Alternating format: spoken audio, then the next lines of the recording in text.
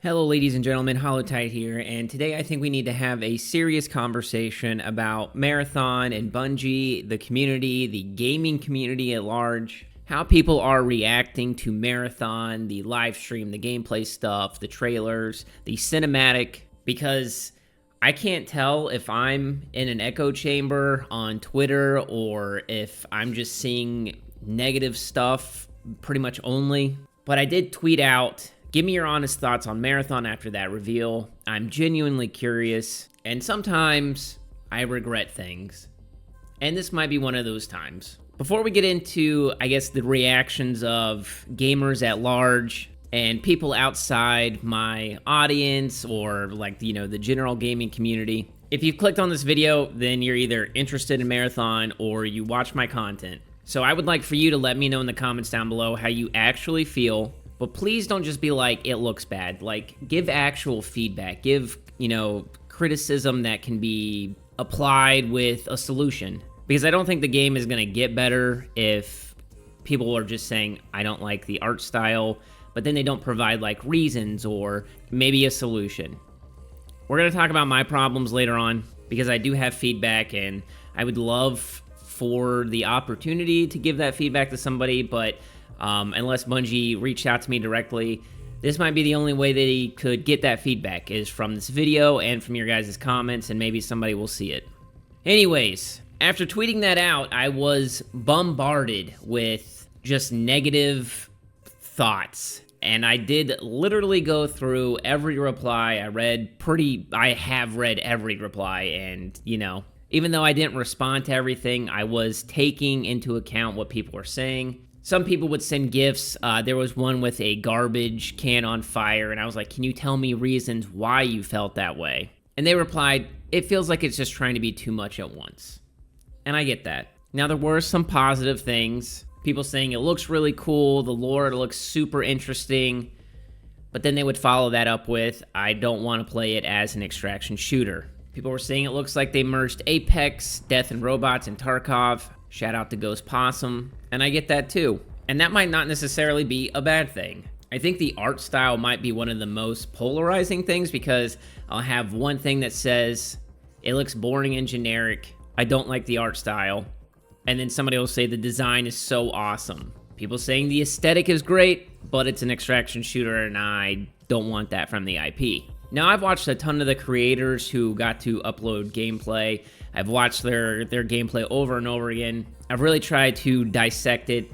Now, it doesn't look like the characters are like Apex Legends heroes. They just feel more like characters with, little abilities that maybe aren't game-changing. But the thing is we don't know about the mods and the implants and stuff, how much that's going to affect the abilities of those characters. But it did seem like there was more of a focus on gunplay, and that's something that Bungie is known for. But the thing that kills me inside is, there's no real customization of that character other than skins. And, coming from Halo and Destiny, to me, Bungie excels at the creating a custom character, the armor and stuff that you can put on, having an identity that the player wants and projects onto that character. They've killed it in their previous games, and I'm just sad that that's not gonna be the focus of this game, or at least at launch. I get it. It's because, maybe it's the characters are the story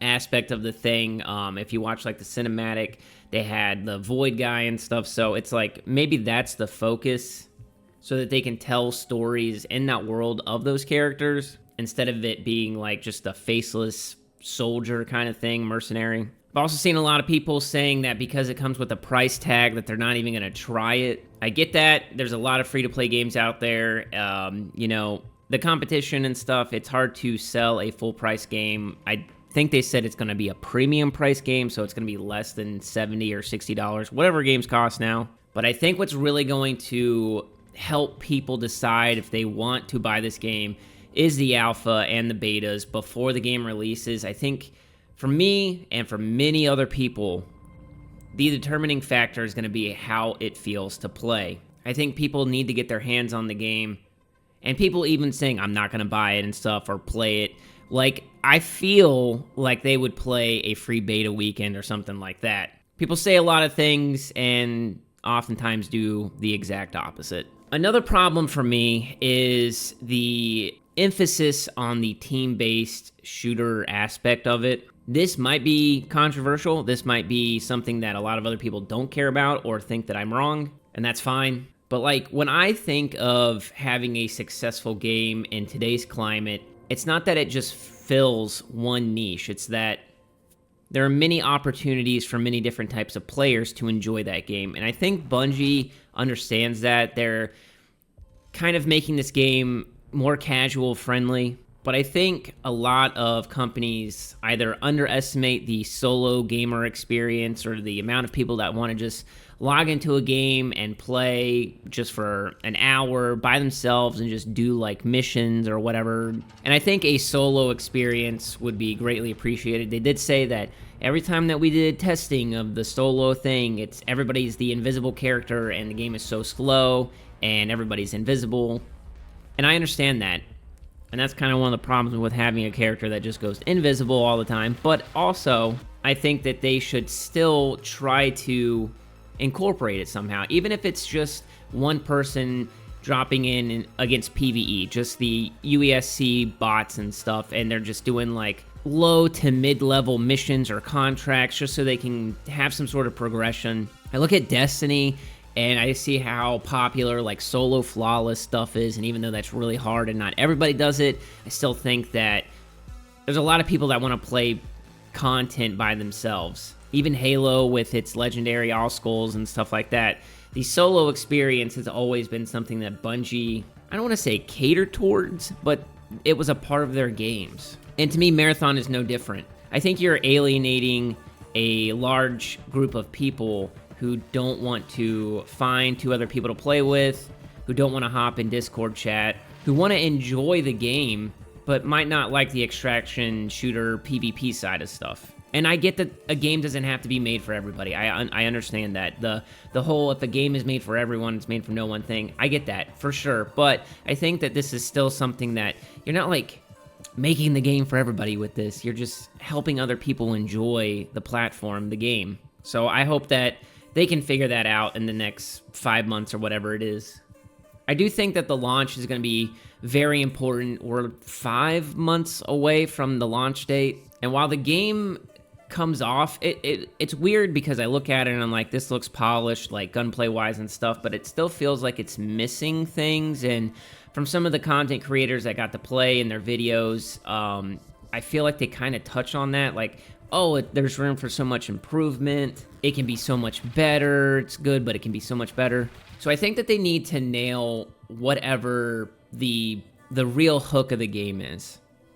And if they believe that the hook of the game is the like raid aspect on the PvE enemies and then another team coming in, I don't know if that's enough. I feel like gamers today, you really only get one chance of first impression. And with how content creators are so relied upon for their opinions on like streams and stuff like that, people will move on. You know, once their promoted stream, is done and they don't have to play the game anymore, if they don't like it, they're going to move on. And most of the time, their fan base moves on with them. I think Bungie has done an exceptional job at working on games after release and creating something special. I think of like how D1 launched, even D2. But the thing is we don't live in those times anymore. People rarely ever give second chances to games. I think about like the Concord disaster and how much of a role social media played in that game's downfall. Now, that's not to say that everything is doom and gloom or that the game is destined to fail. Because I don't think that. I really do not. I do not think that it's dead on arrival. I think Bungie has an opportunity, and I wish that we would have seen more gameplay, I guess, more interactions with the world. I know that there's multiple maps, and we only got to see one, and I'm sure, leading up to launch and stuff, we're going to see more stuff. I'm sure content creators are going to be able to post more gameplay videos of different maps and things like that. But I just wish we got to see more, and they kind of... And I'm not trying to be mean, but just talked less about it. Actions, speak louder than words, I guess. And I see a lot of people kind of feeling the same way, like we only got to barely scratch the surface of what interactions will look like. And, switching between different content creators on the video and not really seeing something straight through also makes it difficult. Like you're not seeing one point of view from beginning to end.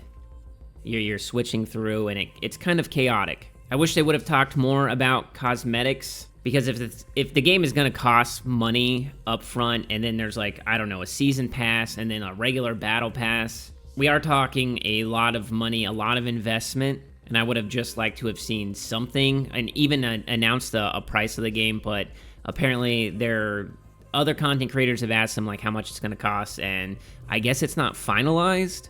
And we talked about, watching the showcase and stuff, we were going to get answers to our questions, but I felt like we were going to get more questions afterwards, and although I feel like apathy is what really kills games when people just don't care, because it does seem like people are pretty divided right now, I think there's still a lot of work to be done in terms of winning over some of the player base, or the potential player base. I look at this game and I don't necessarily think that it's going to steal people away from Tarkov.